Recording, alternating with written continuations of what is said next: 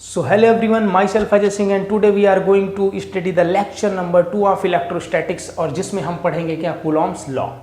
तो Coulomb's law को पढ़ने से पहले अगर मैं आप लोगों से पूछूं कि कूलॉम कौन था, भाई उसके बारे में जानना जरूरी है ना, बहुत इंटरेस्टिंग है ये। तो कूलॉम क्या था?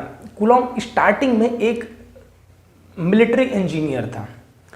फिर इसके बाद क्या हुआ कि फ्रेंच रिवॉल्यूशन हुआ। कब? 70s में। और जब फ्रेंच रिवॉल्यूशन हुआ तो क्या हुआ, उसने अपनी जॉब क्विट कर दी और उसके बाद उसने क्या डिसाइड किया कि वो रिसर्च करेगा। तो उसने रिसर्च करना शुरू कर दिया और रिसर्च किया।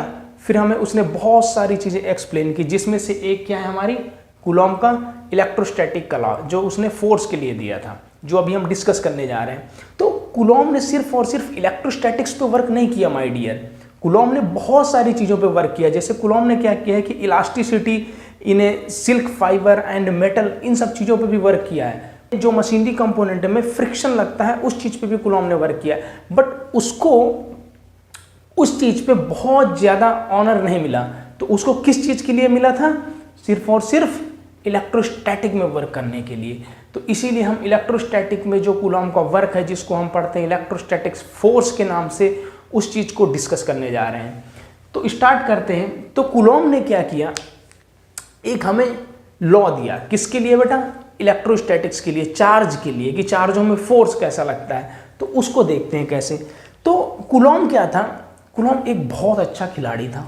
किन चीज़ों का? कूलॉम चार्जों के साथ बहुत अच्छा खेलता था, चार्जों का कॉम्बिनेशन बना के बड़ा अच्छा खेलता था। एक्चुअली वो उसकी रिसर्च थी, जिसको हम बोल रहे हैं ऐसा समझने के लिए कि कैसे उसने अपनी इन फाइंडिंग तक पहुंचा। तो उसने क्या किया कि पहले चार्ज लिया 2 और उनको फिक्स डिस्टेंस पे रखा। अब उन पे देखा कि कुछ रखा जब पास, तो दोनों एक दूसरे से दूर भागे या पास आए। तो उसने देखा कि कोई चीज़ लग रही यहाँ पे, और वो कौन सी चीज़ हो सकती है? फोर्स। तो उसने एक फोर्स फाइंड आउट किया। फिर उसने क्या किया कि डिस्टेंस को सेम रखा और अलग कॉम्बिनेशन बनाया चार्जों का। मीन्स अगर एक चार्ज 2 कूलॉम था तो दूसरा हमारा 3 था। फिर उसने ऐसे ऐसे करके कॉम्बिनेशन बनाए और उसने देखा कि जो फोर्स लग रहा है वो फोर्स क्या कर रहा है? वेरी कर रहा है। जैसे ही वो क्या कर रहा है कि जो चार्ज की वैल्यूज को चेंज कर रहा है तो फोर्स वेरी कर रहा है, जबकि वो क्या कर रहा था? डिस्टेंस फिक्स किया था। फिर उसने क्या सोचा कि यार मैं ऐसा करता हूँ कि कूलॉम जो चार्ज है मेरा, उन चीज़ों को फिक्स करता हूँ और क्या करता हूँ, जो डिस्टेंस है उसको वेरी कर रहा हूँ। तो उसने देखा कि फिर भी फोर्स वेरी कर रहा है। तो इन सब चीज़ों को उसने जब एनालाइज किया तो उसने एक फॉर्मूला दिया हमें, और उस फॉर्मूला को क्या बताया था उसने? एक लॉ के फॉर्म में। और क्या बताया कि जो इलेक्ट्रोस्टैटिक फोर्स होता है, जो फोर्स होता है बिटवीन द 2 पॉइंट चार्ज, जिसको हम इलेक्ट्रोस्टैटिक्स फोर्स बोलते हैं, वो क्या होता है कि उन चार्ज के प्रोडक्ट के डायरेक्टली प्रोपोर्शनल होता है। और क्या होता है बेटा कि जो डिस्टेंस है उसके स्क्वायर के इन्वर्सली प्रोपोर्शनल होता है। तो अगर मैं आप लोगों को इसका लॉ बोलूं तो क्या बोला उसने कि electrostatics force between the 2 point charge is directly proportional to the product of the charge and inversely proportional to the square of distance between the charge. समझना, मैं कहूं कि ये 2 चार्ज हैं, एक Q1 माय डियर और एक Q2। तो कूलॉम ने क्या बोला, जो फोर्स लगेगा, कौन सा फोर्स? इलेक्ट्रोस्टैटिक फोर्स, या फिर इसी को हम कूलॉम फोर्स के भी नाम से जानते थे, इलेक्ट्रोस्टैटिक फोर्स। क्लियर है बेटा? F या FE लिख दो, इसे छोटा सा E बना दो, E मतलब इलेक्ट्रोस्टैटिक। क्लियर है? या कई बार नाम भी बनाओ तब भी चलेगा। तो ये जो फोर्स है बेटा, ये क्या है? ये प्रोपोर्शनल है किसके? प्रोडक्ट ऑफ द चार्ज की वैल्यूज के। Q1 Q2 प्रोपोर्शनल हो गया। और अगर मैं कहूँ इनकी बीच की जो डिस्टेंस है वो कितनी है? R है, R। तो यही फोर्स क्या है कि जो डिस्टेंस है उसके इन्वर्सली प्रोपोर्शनल है किसके? डिस्टेंस के स्क्वायर के। ये उसका लॉ था। अब हम जानते हैं कि इन जब दोनों चीज़ों को हम क्या करेंगे? कंबाइंड करेंगे तो क्या बनेगा हमारे पास? दोनों चीज़ों को कंबाइंड करके बताओ भाई, दोनों तो प्रोपोर्शनलिटी कैसे आएगा? FE proportional to the Q1 Q2 upon R square. ये चीज़ है। और हम इस चीज़ से बहुत अच्छे से वाकिफ़ हैं कि जब भी प्रोपोर्शनल आता है तो उसको हटाने के लिए, प्रोपोर्शनलिटी को हटाने के लिए क्या करते हैं हम, एक प्रोपोर्शनलिटी कांस्टेंट लाते हैं। तो उसने भी यही चीज़ लाया, तो उसने क्या लाया, F E is equal to K Q1 Q2 upon R square, where क्या है बेटा, के है कूलॉम्ब कांस्टेंट। क्या है, Coulomb constant, Coulomb's constant. All clear, clear, okay.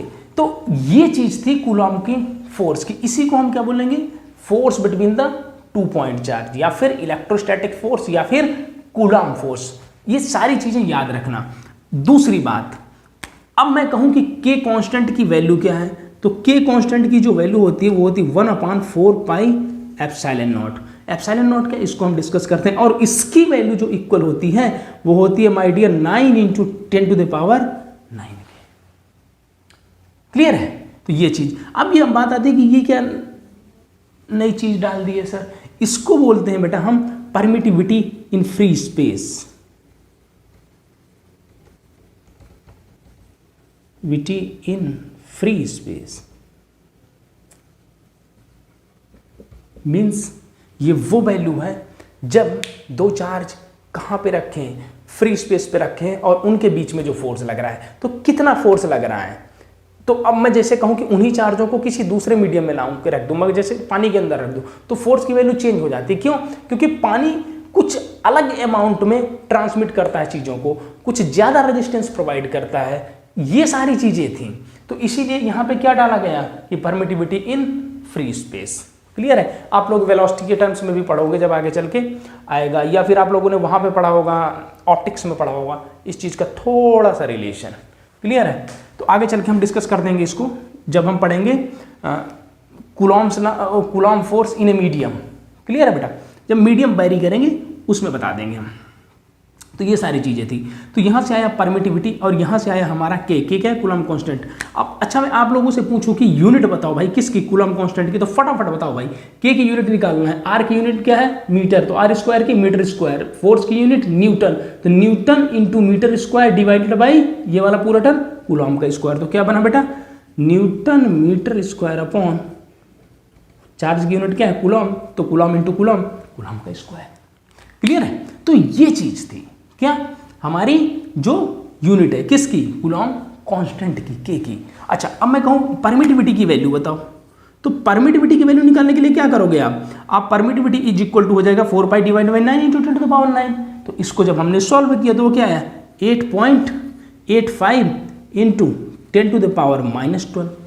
अब इसकी यूनिट बताओ भाई क्या होगी इसकी यूनिट, 4 पाई की तो कोई यूनिट होती नहीं है, तो epsilon not equal to 1/k, मतलब k की यूनिट का जस्ट इनवर्स। तो कैसा, coulomb square divided by newton metre का स्क्वायर। तो ये चीज़ें आप लोगों को ये तो याद होना चाहिए, के की वैल्यू याद होना चाहिए विदाउट किसी कंफ्यूजन के। आपसे अगर रात में भी कोई पूछे कि क्या कर रहे हो, तो बोलो के इक्वल टू 9 × 10⁹ यूनिट को तो हम निकाल लेंगे, यूनिट नहीं याद करना, ये चीज़ याद होना चाहिए। कई बार न्यूमेरिकल्स में नहीं दिया होगा तब भी हमें याद होना चाहिए। तो ये था हमारा बेटा क्या, कूलॉम्ब फोर्स। अब कूलॉम्ब फोर्स के हम कुछ इंपॉर्टेंट चीज़ों को डिस्कस करते हैं कि क्या क्या हमें इंपॉर्टेंट चीज़ों को याद रखना है, जिससे हमें जब न्यूमेरिकल करें तो किसी भी तरह की मिस्टेक ना हो, या फिर न्यूमेरिकल में किन किन चीज़ों पे हमें फोकस करना है। क्लियर है। तो हम कूलॉम्ब फोर्स के इन चीज़ों को करते हैं रिमूव और पढ़ते हैं अब इस फोर्स के बारे में थोड़ा सा और डिस्कशन करते हैं। तो इसको मैं देता हूँ फटाफट इरेज कर देते हैं। तो ये चीज़ हुई कूलॉम्ब्स फोर्स का फॉर्मूला बताओ भाई, आंख मूंद के बोलो, आंख नहीं खोलना। एफ, मैं ई नहीं लिख रहा यहाँ पे बार बार, ठीक है। F is equal to K Q1 Q2 upon R square. All clear, clear. K की वैल्यू भी बोलो ना, के इज इक्वल टू कितना होता है 9 × 10⁻⁹ याद हो जाएगी, don't worry about the unit भी लिख दो यहाँ पे, newton metre square upon coulomb का स्क्वायर। ओके, अब इस फोर्स के बारे में डिस्कस करते हैं। देखो सबसे पहला पॉइंट, ये सारे पॉइंट बेटा याद होने चाहिए, ये पॉइंट बिल्कुल टिप्स में होने चाहिए आपके दिमाग में। मैं कहूँ कि पहला पॉइंट क्या है, तो जो कूलॉम्ब फोर्स है वो किसके लिए है, फॉर द पॉइंट चार्जेस, किसके लिए है? For the point charges. तो वो इसीलिए स्टेटमेंट में ही बोलता है कि the electrostatic force between the 2 point charges is directly proportional to the product of charge and inversely proportional to the square of distance between the charges. Okay, तो it is applicable for the point charges. तो point charge के लिए है, किसके लिए है बेटा ये? पॉइंट चार्ज के लिए।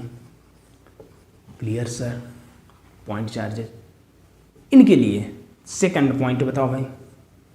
अच्छा, मैं कहूँ ये एक चार्ज है, ये एक चार्ज है। क्लियर बेटा? समझते जाना, ये प्लस है, ये माइनस है। अब आप लोग 10th में भी थोड़ा सा बेसिक चीज़ें पढ़ते हो। क्या पढ़ते हो? कि जो अपोजिट नेचर के चार्ज होते हैं वो क्या करते हैं? एक दूसरे को अट्रैक्ट करते हैं, खींचते हैं। पॉजिटिव वाला कहता है तुम निगेटिव हो, आओ मेरे पास, तो ये क्या करता है? एक दूसरे को अट्रैक्ट करते हैं। तो ये पॉजिटिव वाला क्या करेगा? निगेटिव वाले को अपने साइड खींचेगा, और निगेटिव वाला पॉजिटिव वाला क्या कहेगा? आप भी आओ भाई हमारे पास, तो ये क्या करेगा? इसको खींचेगा। तो इस तरह से जो अपोजिट नेचर चार्ज होते हैं वो एक दूसरे को क्या करते हैं? अट्रैक्ट करते हैं। अब मैं बात करूँ अगर सेम नेचर चार्ज की, ये लो, प्लस प्लस ले लो या माइनस माइनस ले लो, बात एक ही है, नेचर सेम होना चाहिए। ये क्या करते हैं? एक दूसरे को रिपेल करते हैं। क्या करते हैं? एक दूसरे को रिपेल करते हैं। क्लियर है बेटा? ये चीज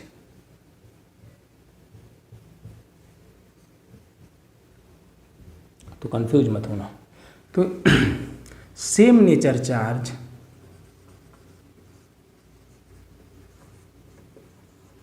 सेम नेचर, मैं डायरेक्ट पॉइंट वाइज लिखता हूं, अट्रैक्ट की रिपल, बोलो भाई, रिपेल।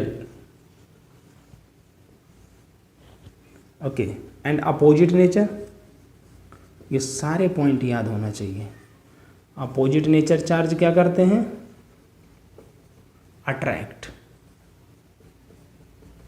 अपनी ही जिंदगी से देख लो भाई, अपोजिट नेचर को अट्रैक्ट करते हो, सेम नेचर को रिपेल करते हो।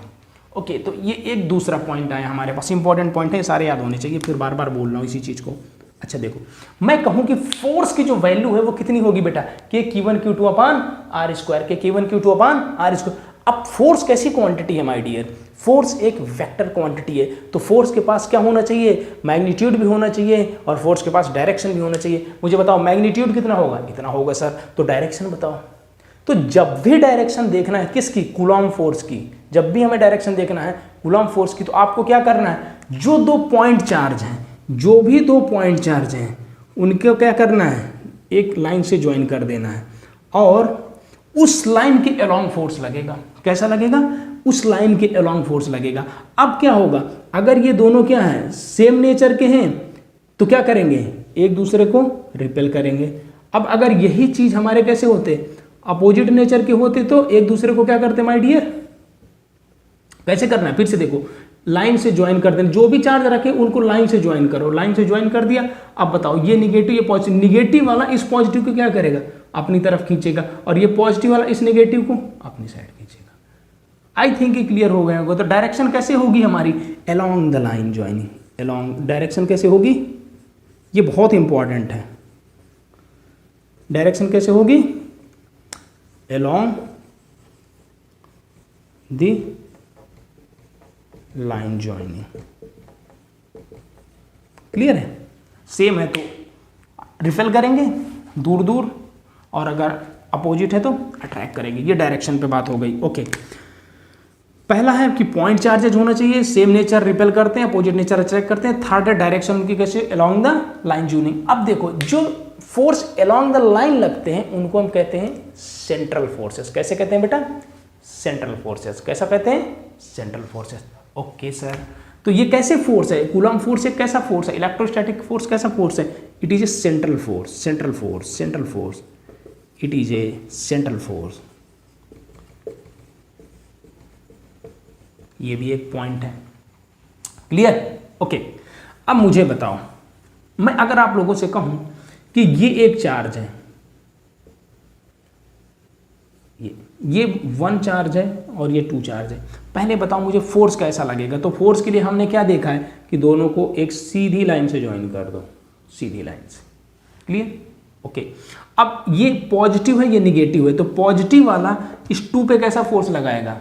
अपनी तरफ खींचेगा, और निगेटिव वाला इस 1 पे अपनी तरफ खींचेगा। यार बार बार इस चीज को मैं रिपीट कर रहा हूं, क्यों कर रहा हूं? क्योंकि आप लोग जब क्वेश्चन करोगे ना बार बार कंफ्यूज होगे, इसीलिए मैं पहले से बोल रहा हूं इन चीजों पे, डायरेक्शन पे बहुत कॉन्सेंट्रेट करना। मैग्नीट्यूड तो निकाल लोगे, डायरेक्शन अगर गलती कर दोगे तो जब आपके पास 3-4 चार्ज एक साथ आ जाएंगे कंफ्यूज हो जाओगे, तो इसीलिए बार बार बोल रहा हूं मैं। अच्छा ये 1 है, तो मुझे बताओ जो 1 पे फोर्स लगेगा वो किधर को लगेगा, किसके थ्रू लगेगा? 2 के थ्रू, तो इधर को लगेगा। 2 वाला क्या करेगा? 1 को अपनी तरफ खींचेगा, तो ये क्या हो जाएगा? Force on 1 by 2, force on 1 by 2। अच्छा 2 पे फोर्स बताओ, ये किस पे लग रहा है? ये फोर्स, ये 2 को क्या कर रहा है? ये 1 वाला अपनी तरफ खींच रहा है, तो कैसे कर रहा है? Force on 2 by 1। क्लियर? एक और बताओ, एक और बताओ अभी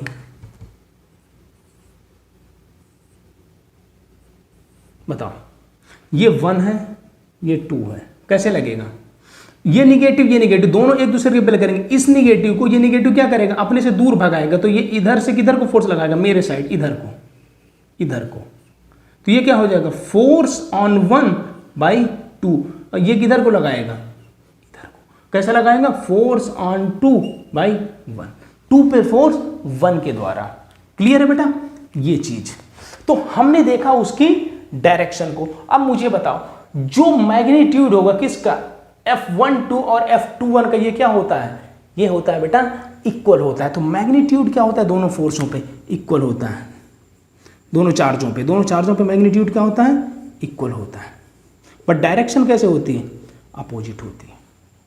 तो मैग्नीट्यूड जो होगा जो फोर्स का वो इक्वल होगा, मतलब दोनों चार्जों पे जो भी फोर्स लगेगा वो क्या होगा? इक्वल होगा।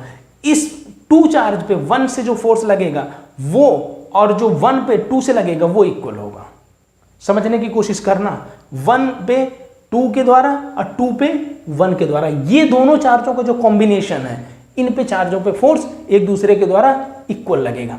तो जब दो फोर्स इक्वल होते हैं और डायरेक्शन अपोजिट होती है, तो उनको कैसे फोर्स बोलते थे? उनको बोलते हैं एक्शन और रिएक्शन फोर्स। कैसे बोलते हैं? एक्शन और रिएक्शन फोर्स। देखो ना भाई, 1 की डायरेक्शन अगर F12 की डायरेक्शन अगर राइट साइड है, तो F21 की डायरेक्शन कैसे है? Left side. तो एक अगर राइट को लगता है तो दूसरा लेफ्ट को लगता है, तो ऐसे फोर्सेस को कौन से फोर्स बोलते थे?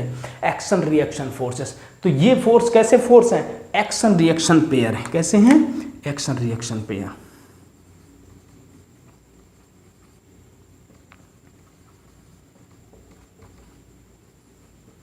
क्लियर बेटा ये पॉइंट? तो 1 2 3 4 5 6 पॉइंट हमने डिस्कस किया। कोई और एक पॉइंट है? एक पॉइंट और बना लेते हैं। क्या है दिक्कत? क्या है? बनाओ ना पॉइंट। गलती जितना पॉइंट यहाँ पे बनाओगे उतना ही न्यूमेरिकल में गलती कम होंगी।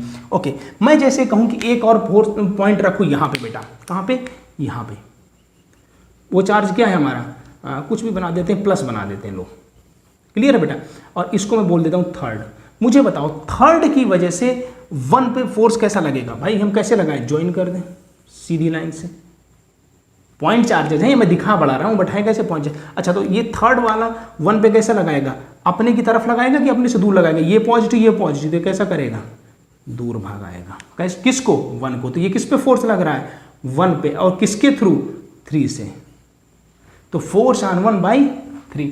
मुझे ये बताओ क्या ये 3 चार्ज आने की वजह से क्या F12 फोर्स पे कोई अंतर पड़ा? Q3 आने की वजह से क्या इसमें F12 पे कोई इफेक्ट पड़ा? नहीं। तो जो फोर्स बिटवीन 2 चार्ज होता है वो थर्ड चार्ज पे इफेक्ट नहीं होता।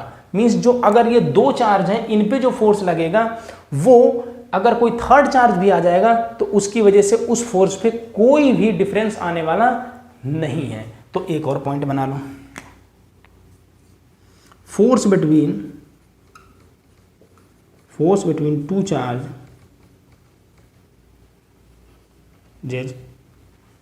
does not affected by third charge।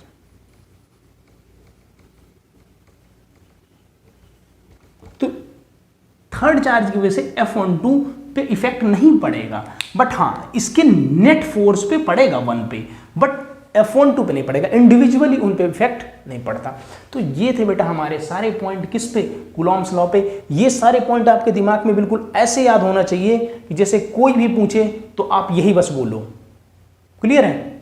तो ये चीज़ है। तो अब हमने कूलॉम्स लॉ को तो समझ लिया कि कूलॉम फोर्स के फार्मूला क्या है, कूलॉम्स का लॉ क्या था, कूलॉम्स का जो फोर्स है उसको अप्लाई करने के लिए किन किन पॉइंटों पे हमें ध्यान रखना है।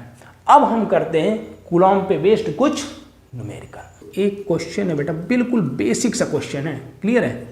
हाँ जी। तो ये एक चार्ज, ये कैसे चार्ज है बेटा, बड़ा सा बना रहा हूँ। बड़े कैसे चार्ज है हमारे, पॉइंट चार्ज। कैसे है हमारे पॉइंट चार्ज? तो ये -3 माइक्रो कूलॉम और ये हमारा 4 माइक्रो कूलॉम। क्लियर? अच्छा, इनके बीच की जो डिस्टेंस है ये कैसी है हमारी, 6 सेंटीमीटर। तो हमें क्या करना है, इनके बीच का जो फोर्स लगेगा एक दूसरे पे वो फाइंड आउट करना है, कूलॉम फोर्स। क्लियर है?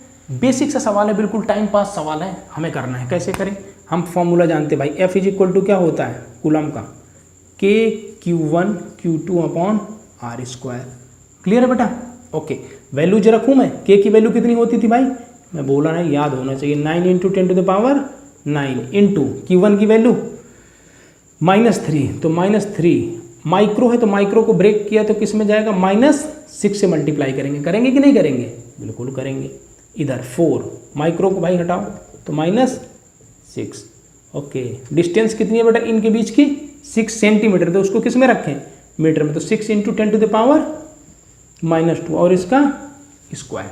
सॉल्व करें इसे तो 9 × 10⁻9 इंटू -3 इंटू 4 इंटू, अब ये पूरी पावर हो जाएगी ऐड, तो 10⁻12 डिवाइडेड बाई 6 का स्क्वायर 36 और -2 के पावर का -4। ये ऊपर जाएगा तो कितना बच जाएगा, 13।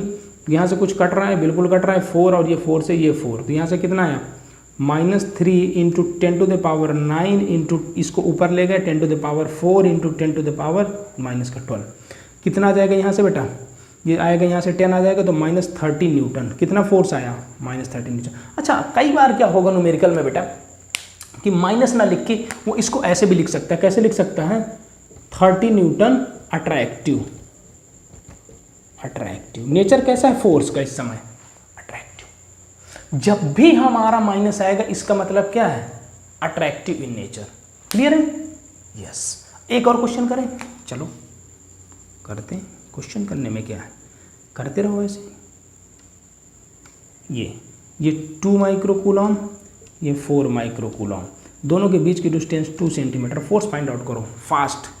तो F = K Q1 Q2 upon R²। Practice कर रहे हैं अच्छे से, बिल्कुल हाँ, ये बिल्कुल टाइम पास सवाल। अभी जस्ट इसके बाद एक अच्छा सा न्यूमेरिकल आएगा। तो इस K की वैल्यू भाई बोलो, तो 9 × 10⁻9 इंटू Q1 की वैल्यू बेटा कितनी है, 2 × 10⁻6 बिकॉज माइक्रो में, इंटू 4, और ये कितना है, माइक्रो की जगह -6 डिवाइडेड बाई, बेटा डिस्टेंस कितनी, 2 सेंटीमीटर, तो 2 × 10⁻2 का स्क्वायर। सॉल्व करें इसे, कर लेते हैं। तो 9 × 10⁻9 इंटू 2 × 4 इंटू 10⁻12 डिवाइडेड बाई 4 × 10⁻4। कुछ कट रहा है, ये 4 से 4 कटा, यहाँ से कितना आया 18, और यहाँ से कितना जाएगा 13, और वो इंटू 10 तो 180 न्यूटन। अब देखो यहाँ पे प्लस है, तो प्लस का मतलब ऑटोमेटिकली क्या होगा बेटा, प्लस का मतलब ऑटोमेटिकली क्या होगा, रिपल्सिव। प्लस का मतलब क्या है, रिपल्सिव। माइनस का मतलब अट्रैक्टिव, तो प्लस का मतलब रिपल्सिव। लिख भी सकते हैं यहाँ पे। तो ये चीज क्लियर हुई।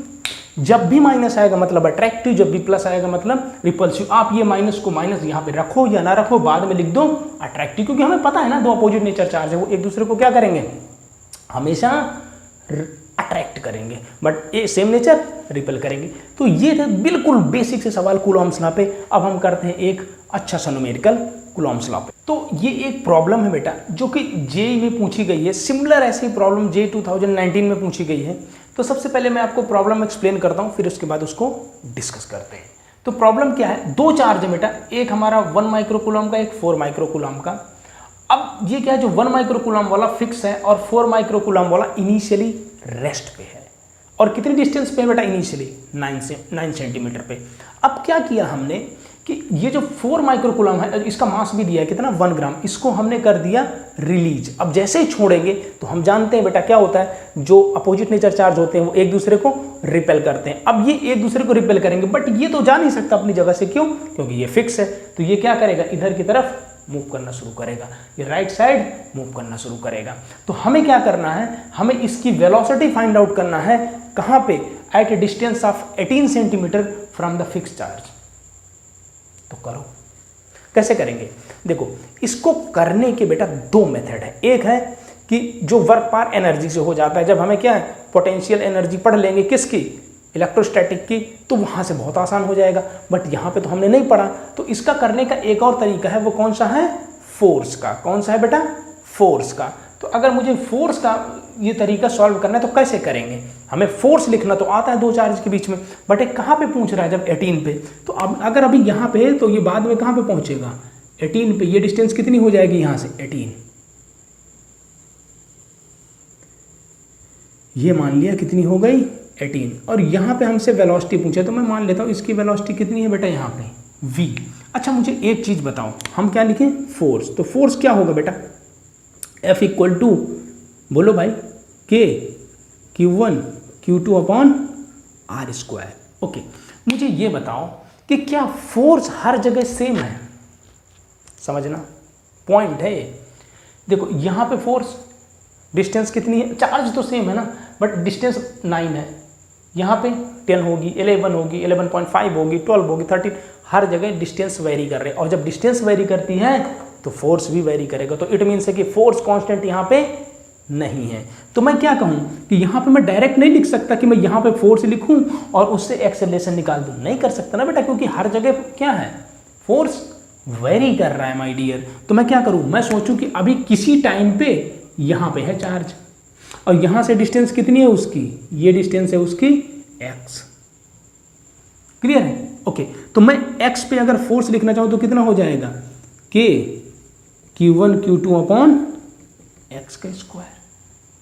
ठीक है बेटा, तो यहाँ से F इज इक्वल टू कितना हो जाएगा, K 9 into 10 to the power 9, K की वैल्यू, Q1 कितना 1, तो 1 into 10 to the power micro को -6 इंटू 2 कितना है 4, तो 4 into 10 to the power -6 upon x square.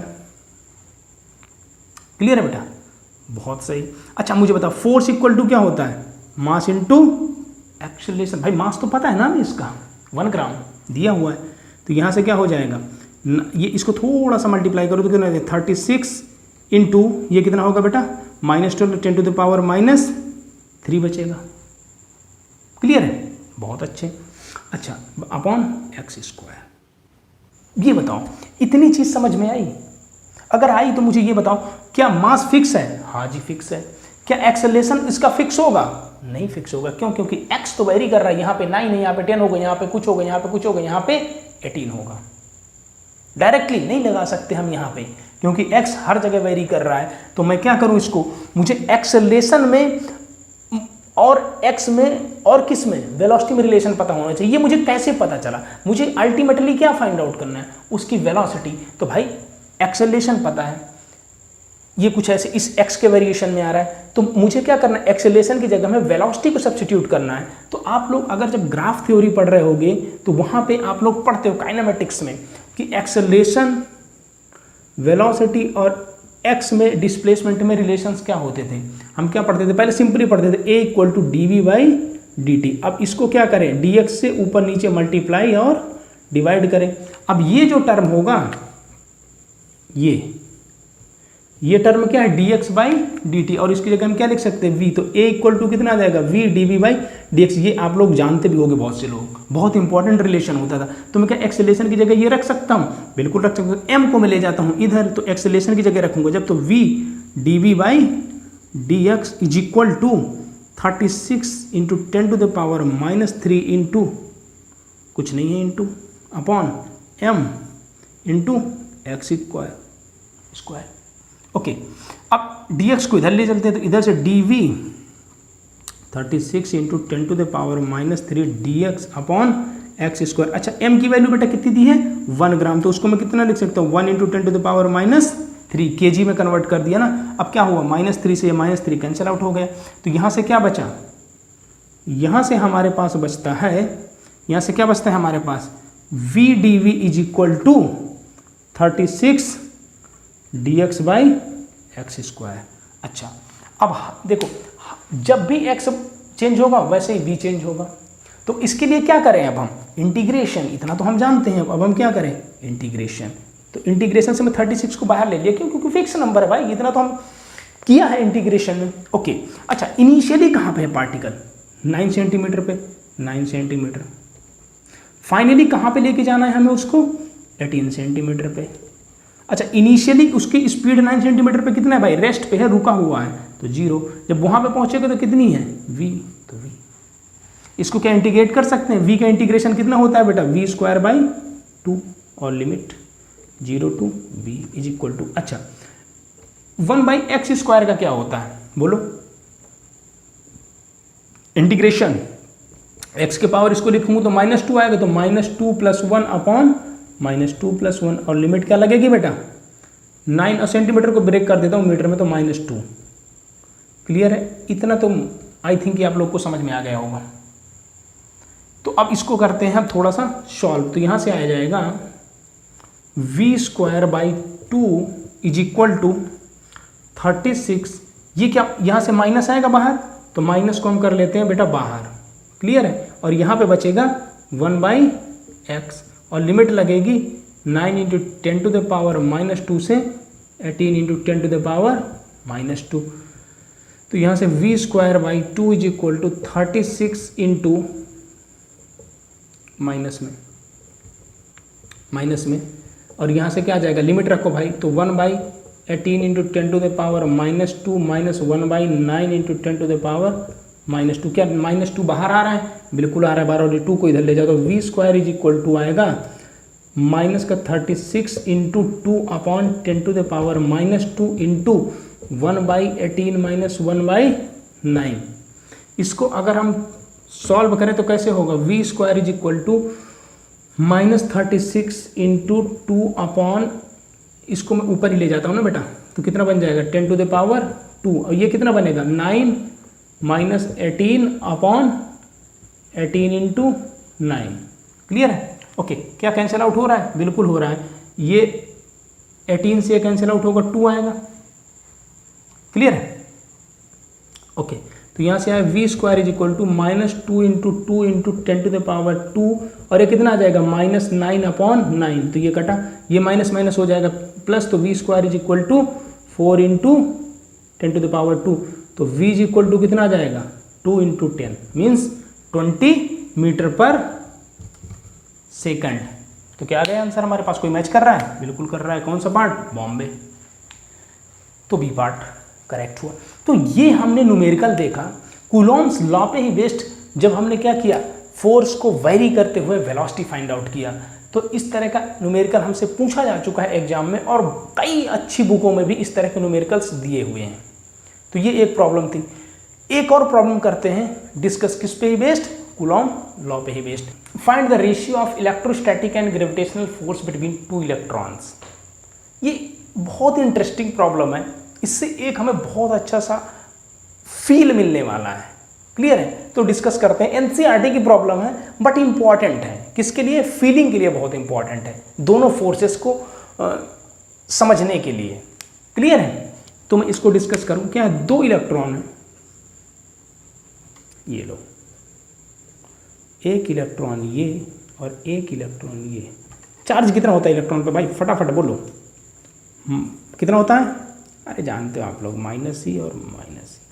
Clear है, इनके बीच की डिस्टेंस क्या मान ले, r। अच्छा, मास क्या होता है इलेक्ट्रॉन का, me, और इसका भी me, दोनों इलेक्ट्रॉन है ना। तो force, electrostatic force divided by, हमें क्या करना है, मैग्नीट्यूड पे बात हो रही है, ग्रेविटेशनल फोर्स। क्लियर है, ओके। तो इलेक्ट्रोस्टैटिक फोर्स क्या होता है, k q1 q2 अपॉन बेटा r² अपॉन ग्रेविटेशनल फोर्स क्या होता है, ग्रेविटेशन पढ़ते हैं हम किस में, 11th में, तो क्या होता था हमारा g, ये क्या है हमारा यूनिवर्सल ग्रेविटेशनल कांस्टेंट, तो g m1 m2 upon r² है, दोनों फोर्सों का रेशियो। बिल्कुल है, क्या कुछ कैंसिल आउट हो रहा है, बिल्कुल हो रहा है, आर स्क्वायर से आर स्क्वायर उड़ गया, तो बचा क्या, ऊपर बचा के Q1 Q2 अप ऑन नीचे G M1 M2। क्या वैल्यूज रखूँ मैं, रखते हैं। तो K की वैल्यू कितनी है बेटा, 9 into 10 to the power 9 into Q, charge कितना होता है इलेक्ट्रॉन पे, -1.6, तो 1.6 into 10 to the power -19, minus में, अब दोनों चार्ज सेम होते, Q1 और Q2 क्या दोनों सेम होते, इसका स्क्वायर अपॉन G की वैल्यू कितनी होती थी, 6.67 into 10 to the power -11 into mass of electron कितना होता है, 9.1 इंटू 10 टू द पावर -31। दोनों मास सेम है, M1 और M2 दोनों ही इलेक्ट्रॉन के मास हैं, तो क्या हो जाएगा उसका स्क्वायर। ये कैलकुलेशन समझ पाए कि नहीं समझ पाए, नहीं समझ पाए तो एक बार फिर से करो। तो यहां से हमारे पास क्या आ जाएगा, Fe/Fg। अच्छा, इसको जब हम सॉल्व करते हैं बेटा, तो इसकी जो अप्रॉक्सीमेट वैल्यू आती है वो आती है कितनी, मैं आप लोगों को बता देता हूं डायरेक्टली, आप लोग लेकिन सॉल्व करना। तो 4.2 इंटू 10 टू द पावर 42, इस पे ध्यान दो, 42 पे 10 टू द पावर 42, और रेशियो किसका है, Fe/Fg। मतलब ये जो इलेक्ट्रोस्टैटिक फोर्स है वो ग्रेविटेशनल फोर्स है, इस पे कितने टाइम्स ज्यादा है, बहुत ज्यादा है माय डियर। तो अगर मैं बात करूं कि दो चार्ज हैं जिन पे छोटा छोटा मास है, जो दिया इलेक्ट्रॉन का 9.1 कुछ इस लेवल में मास है, तो उन पे जो इलेक्ट्रोस्टैटिक फोर्स होता है वो बहुत ज़्यादा होता है as compare to the gravitational force. तो हम क्या कर सकते हैं, हम ग्रेविटेशनल फोर्स को इलेक्ट्रोस्टैटिक फोर्स के सामने नेग्लेक्ट कर सकते हैं। तो बहुत सारी प्रॉब्लम्स ऐसे मिलेंगी अभी आगे चल के हमें, जिसमें हम क्या करेंगे, ग्रेविटेशनल फोर्स के बारे में बात ही नहीं करेंगे। तो वहाँ पे आप लोगों को चौंकना नहीं है, क्यों, क्योंकि ये जो फोर्स है ग्रेविटेशन, इसकी वैल्यू बहुत कम है in comparison to the electrostatic force, इसीलिए उसको सीधा सीधा नेग्लेक्ट कर देते हैं। इस तरह से आप लोग फाइंड आउट कर सकते हैं दो प्रोटॉन्स के बीच में फोर्स, प्रोटॉन और इलेक्ट्रॉन के बीच में फोर्स का रेशियो। बट न्यूट्रॉन पे मत जाना, क्योंकि वहाँ पे इलेक्ट्रोस्टैटिक फोर्स होगा नहीं, क्योंकि न्यूट्रॉन हमारे कैसी एलिमेंट है, न्यूट्रल, तो वहाँ पे इलेक्ट्रिक फोर्स नहीं होता। क्लियर है। तो ये एक क्वेश्चन था। अब एक और क्वेश्चन करते हैं। तो ये एक प्रॉब्लम है बेटा, प्रॉब्लम क्या है मैं उसको पहले एक्सप्लेन करता हूँ, फिर डिस्कस करते हैं। प्रॉब्लम क्या है, एक पार्टिकल है जिसका मास m है, चार्ज +2q है, वो रिवॉल्व कर रहा है सर्कुलर पाथ में एक फिक्स चार्ज -3q के अराउंड, कितने रेडियस पे, r रेडियस पे। तो हमें क्या करना है, फाइंड आउट करना है उसका टाइम पीरियड। तो कैसे करेंगे, देखो जब भी फिजिक्स की प्रॉब्लम होगी तो हमें सबसे पहले क्या करना है, हमें एक डायग्राम ड्रॉ करना है, जैसा भी आप डायग्राम ड्रॉ कर पाओ। अगर उसको करेक्टली ड्रॉ कर लोगे तो बहुत अच्छी बात है, लेकिन अगर नहीं भी कर पा रहे तब भी आपको बहुत अंडरस्टैंडिंग मिल जाएगी डायग्राम से। तो मैं इसको अगर सॉल्व करूं तो कैसे करेंगे भाई, पहले डायग्राम बनाएंगे। तो डायग्राम कैसे बनाएं, एक -3q का फिक्स चार्ज है, तो फिक्स है, ये लो। अब इसके अराउंड एक चार्ज घूम रहा है जिसका चार्ज कितना है बेटा, +2q। तो मान लेते हैं ये +2q चार्ज घूम रहा है।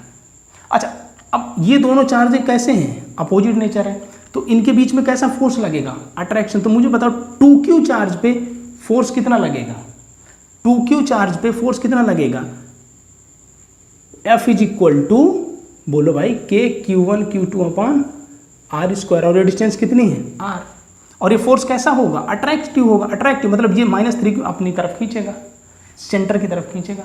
तो इसकी वैल्यू कितनी आ जाएगी, K 2q और 3q। माइनस क्यों नहीं रख रहा, क्योंकि मैं वहाँ पे अट्रैक्टिव बता दूंगा, r²। ये फोर्स की वैल्यू है। अब मुझे ये बताओ, ये फोर्स कैसा लग रहा है, टुवर्ड्स द सेंटर, और जो भी सर्कुलर पाथ में टुवर्ड्स द सेंटर फोर्स लगता था उस फोर्स को हम कैसा फोर्स बोलते थे, सेंट्रीपिटल फोर्स। तो ये कैसा फोर्स है, सेंट्रीपिटल फोर्स। समझ में आया माय डियर। तो ये सेंट्रीपिटल फोर्स है, because net force towards the centre क्या बन जाते थे हमारे, सेंट्रीपिटल फोर्स। तो नेट फोर्स कितना towards the centre, electrostatic force. तो इसको मैं किसके इक्वल कर सकता हूँ, सेंट्रीपिटल के। तो यही हमारा किसके बन जाएगा, सेंट्रीपिटल फोर्स = F। तो यहाँ से क्या आ जाएगा, mr⍵²। सेंट्रीपिटल फोर्स क्या होता है, mr⍵²। इसका मास कितना दिया है बेटा, m, और रेडियस r। ω² क्या है, इसकी एंगुलर वेलोसिटी। तो यहाँ से किसके इक्वल हो जाएगा, ये हो जाएगा 6k/r²। क्या यहाँ से आप ओमेगा स्क्वायर निकाल सकते हो या ओमेगा निकाल सकते हो, बिल्कुल निकाल सकते हो। तो omega square is equal to कितना आ जाएगा 6k/mr²। तो यहाँ से ओमेगा इज इक्वल टू कितना आ जाएगा √6k³ अब मुझे बताओ ये क्या है, एंगुलर वेलोसिटी किसकी, इस पार्टिकल की, 2q चार्ज वाले की। अब मुझे निकालना है टाइम पीरियड। तो टाइम पीरियड क्या होता था 2π/ω। एक रिवॉल्यूशन करने के लिए जितना टाइम लगता था वही हमारा क्या होता था टाइम पीरियड। तो एक रिवॉल्यूशन करने के लिए एंगुलर डिस्प्लेसमेंट कितना होता था 2π और एंगुलर वेलोसिटी कितनी है ओमेगा। तो angular displacement upon angular velocity. तो यहाँ से t इज इक्वल टू कितना आ जाएगा 2π और ये क्या हो जाएगा उल्टा इसका, तो mr³ डिवाइडेड बाई 6k³। तो कौन सा ऑप्शन मैच कर रहा है, k³, कुछ गड़बड़ है क्या, k³ square square square square, यहाँ से स्क्वायर होगा ना, तो 6k³ तो कौन सा ऑप्शन मैच कर रहा है, ए पार्ट। क्लियर है। तो इस तरह से हमने देखा कि हमने इलेक्ट्रोस्टैटिक फोर्स को लगा के एक सर्कुलर मोशन का भी प्रॉब्लम किया और उससे पहले एक काइनेमेटिक्स का प्रॉब्लम किया, फिर हमने ग्रेविटेशन के साथ कंपैरिजन भी किया। तो हमने क्या देखा कि इलेक्ट्रोस्टैटिक फोर्स क्या होता है, ग्रेविटेशनल फोर्स से बहुत ज़्यादा स्ट्रांग होता है और वहाँ पे हम ग्रेविटेशनल फोर्स को नेग्लेक्ट कर सकते हैं। तो यहाँ पे हम करते हैं लेक्चर को एंड। नेक्स्ट लेक्चर में हम पढ़ेंगे प्रिंसिपल ऑफ सुपरपोजिशन और फिर और अच्छे प्रॉब्लम करेंगे कूलॉम लॉ पे बेस्ड, और साथ में करेंगे इक्विलिब्रियम पे कंडीशन पे discussion. So thank you very much.